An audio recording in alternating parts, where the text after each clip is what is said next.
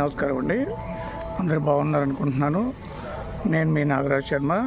నేను కూడా ప్రస్తుతం బాగున్నానండి. నేను కూడా చాలా ఆనందంగా ఉన్నాను. అందరూ ఆరోగ్యంగా ఆనందంగా ఉన్నాను. మీరందరూ కూడా అందరూ ఆనందంగా ఉన్నారనుకుంటున్నాను. Welcome to my channel Rajpudi vlogs. నేను మీ నాగరాజ్ శర్మ రాజ్పూడి.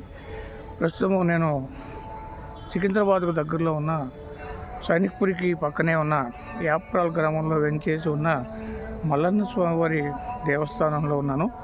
ఇక్కడ స్వామివారు మల్లన్న స్వామివారు. ఈ మల్లన్న గుడి చాలా ప్రసిద్ధమైంది.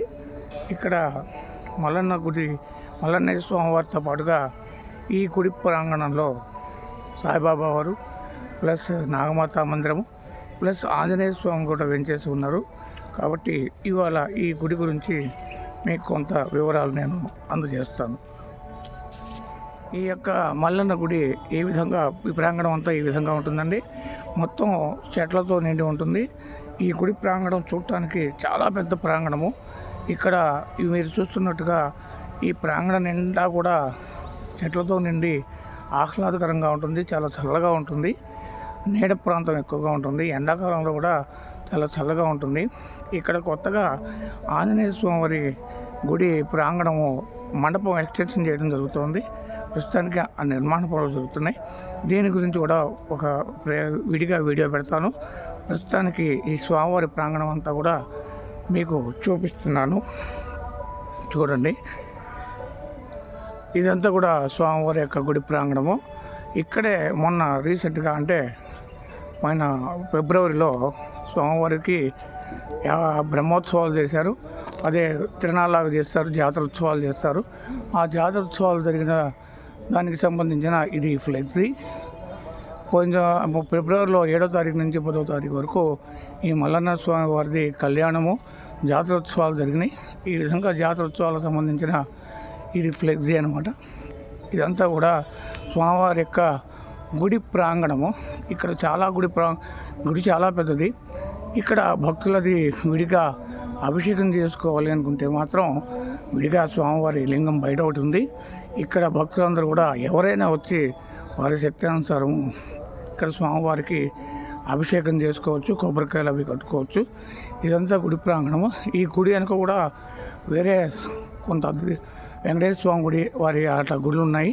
అవి కూడా మీకు చూపిస్తాను. ఇదంతా కూడా స్వామివారి యొక్క గుడి ప్రాంగణమే. ఇది స్వామివారి యొక్క ప్రధాన దేవాలయము. ఈ దేవాలయంలో స్వామివారి యొక్క ఇది ధ్వజస్తంభం. ఇక్కడ రాతి ధ్వజస్తంభం ఒకటి ప్లస్ 2 రాతి ధ్వజస్తంభాలే ఉన్నాయి. అలాగే స్వామివారి గుడి ప్రాంగణంలో ఒక మారేడు చెట్టు ఉంది. ఇది దగ్గర కూడా 50 సంవత్సరాలకి వయసు ఉంటుంది ఈ మారేడు చెట్టుకి. ఈ మారేడు చెట్టు నుండి కూడా మీకు కాయలు కూడా కనబడటం జరుగుతుంది. ఇదంతా కూడా రావి చెట్టు. ఇక్కడ ఎక్కువగా రావి చెట్లు ఉంటాయి. అంటే రావి చెట్లు ఎక్కువగా దేవాలయంలో మీకు కనపడటం జరుగుతుంది. అలాగే కూడా ఇదంతా స్వామివారి యొక్క గుడి ప్రాంగణము. ఈ గుడి ప్రాంగణము ఎంతమంది వచ్చినా కూడా, చాలామంది జనం వచ్చినా కూడా ఇబ్బంది లేకుండా స్వామివారి దర్శనం చేసుకోవడానికి వీలుగా ఉంటుంది. చాలా పెద్దగా స్పేషియస్గా సౌకర్యవంతంగా ఉంటుంది. అలాగే స్వామివారి గుడి ప్రాంగణంలో మనం దసరా రోజు చూసే బంగారం చెట్టు కూడా ఇక్కడే ఉంది. అదే జమ్మి చెట్టు అంటాం కదా, ఆ జమ్మి చెట్టు ఇది. అలాగే మామిడి చెట్టు. ఇది స్వామివారి గుడికి ఇంకో వైపు ఉన్న ప్రాంతం ఇది. ఇక్కడ వినాయకుడి ఉత్సవాలు జరిగేటప్పుడు భాద్రపద మాసంలో వినాయక నవరాత్రులు మండపం ఇక్కడే పెడతారండి. ఇక్కడ పెట్టి పూజలు చేయడం జరుగుతుంది. అలాగే ఈ గుడి అంతా కూడా ఇది ప్రధాన ద్వారము. పైన గోపురం ఈ విధంగా ఉంటుంది. పైన ప్రధాన దేవత అయిన మల్లన్న స్వామి, తర్వాత వినాయకుడు, తర్వాత సుబ్రహ్మణ్య స్వామి పైన గోపురం మీద కొలువై ఉన్నారు. అలాగే స్వామివారి యొక్క గుడి యొక్క ప్రధాన ద్వారం ఇది. ఇలా ద్వారంలోంచి మనం లోపలికి వెళ్తే స్వామివారు దర్శనమిస్తారు.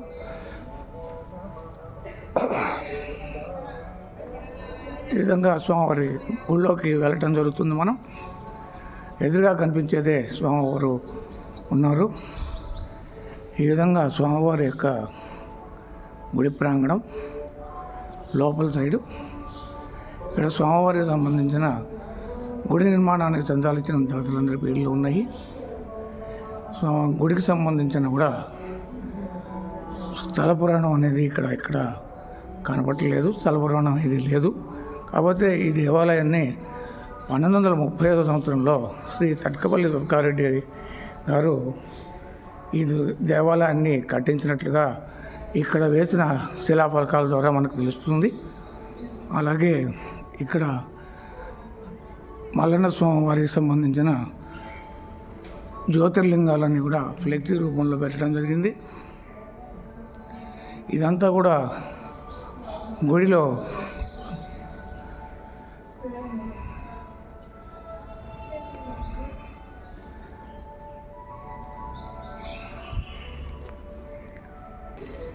మీకు ఎదురుగా కనపడుతుంది వినాయక శ్రీ గణపతి మందిరం. వస్తూ ఈ గుడిలోకి ప్రవేశించగానే ప్రదక్షిణ చేసే సమయంలో ముందుగా స్వామివారికి దర్శనం చేసుకుని స్వామివారికి మొక్కుకొని తిరిగి ప్రదక్షిణ చేయడం ప్రారంభిస్తారు భక్తులు. ఇది స్వామివారి యొక్క దేవాలయం. ఇది మల్లన్న స్వామివారి గుడిలోనే లోపల సైడు వినాయకుడి మందిరం ఉంటుంది. ఈ విధంగా వినాయక స్వామి వారికి దర్శనం చేసుకుని దండం పెట్టుకున్న తర్వాత నమస్కారం చేసుకున్న తర్వాత ఈ విధంగా ప్రదక్షిణ ప్రారంభిస్తాం. ఈ ప్రదక్షిణ చేసే క్రమంలో గుడికి ఒకవైపున అర్ధనారీశ్వర విగ్రహం ఉంటుంది. అలాగే గుడి వెనక ప్రదేశంలో ఇలా ప్రదక్షిణ చేసే క్రమంలో ఇక్కడ స్వామివారు గణపతి సమేతంగా పార్వతీదేవి సమేతంగా నందిని అధిరోహించిన విగ్రహం మీకు కనపడుతుంది. అలాగే ఇక్కడ స్వామివారి సత్యనారాయణ స్వామి వ్రతానికి సంబంధించిన పీఠాలన్నీ ఉంటాయి. అలాగే ఇలా ప్రదక్షిణ చేసే సమయంలో ఇక్కడ ఈ వైపు వచ్చేటప్పటికి ఇక్కడ దక్షిణాభిముఖంగా ఉన్న మేధా దక్షిణామూర్తి విగ్రహం అనేది కనపడడం జరుగుతుంది. ఈ మేధా దక్షిణామూర్తి దేనికి ప్రతీక అంటే మేధస్సు పెంచడానికి, మేధస్సు ఉన్నతంగా తెలివి విపరీతంగా మనకు తెలివిగల వాళ్ళుగా తయారవడానికి, మేధస్సు చురుకుగా పనిచేయటానికి, మెదడు చురుకుగా పనిచేయటానికి దానికి అధిపతి ఈ దక్షిణామూర్తి స్వామి వారు. ఈయన దక్షిణాభిముఖంగా ఉంటారు కాబట్టి మేధా దక్షిణామూర్తి అని పిలుస్తారు. ఈయన యొక్క విగ్రహం ఇక్కడ ఉంది. ఈ విధంగా స్వామివారికి ప్రదక్షిణ పూర్తి చేసిన తర్వాత స్వామివారి దర్శనం చేసుకోవాలి. స్వామివారి విగ్రహం ముగ్గురు అమ్మవారితో సహా ఉంటుంది.